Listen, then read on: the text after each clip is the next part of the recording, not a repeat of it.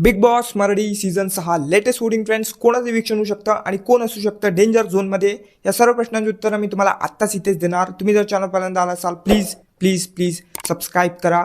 तर सुरू करूया. तुम्ही कालचा एपिसोड बघितला असेल तर तुम्हाला सगळ्यांना माहीत असेल की टोटल 6 कंटेस्टंट नॉमिनेट आहे. या 6 जणांची चिठ्ठ्याने बोलता आला म्हणून पत्र बोललो, फाटले. त्यानंतर हे नॉमिनेट झाले आणि या 6 मध्ये 5 पुरींचा आणि एका मुलाचा समावेश आहे. आता बघू कोणाचं इविक्शन होऊ शकतं आणि काय आहे लेटेस्ट वोटिंग ट्रेंड्स. तर नंबर 6 पासून सुरू करूया.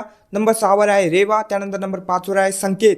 आता या दोघांपैकी कोण इविक्ट होणार, की दोघंही इविक्ट नाही होणार, की दोघंही इविक्ट होणार, सारखंच बोललो का मी.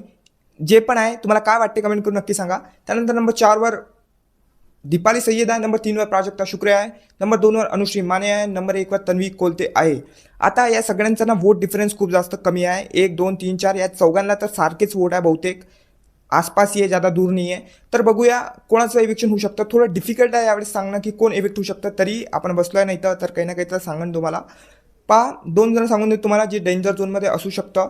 पहिलं नाव आहे रेवा आणि दुसरं नाव आहे प्राजक्ता शुक्रे. हे दोघं पण डेंजर झोनमध्ये असणार. आणि इविक्शनबद्दल बोलायचं तर रेवा इविक्ट होऊ शकते.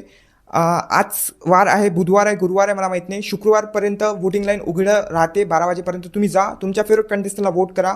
कोणाचं इविक्शन होऊ शकते ते तर आपल्याला नाही माहीत. मागच्या वीकमध्ये मी बोललो प्राजक्ता यांचं इविक्शन होणार, पण रुचिता यांचं इविक्शन झालं. तर बिग बॉस या सीझनमध्ये काही पण करत आहे स्वतःच्या मनानं, तर मी काहीच नाही सांगू शकत. वोटच्या बेसवर तर रेवा इविक्ट होत आहे.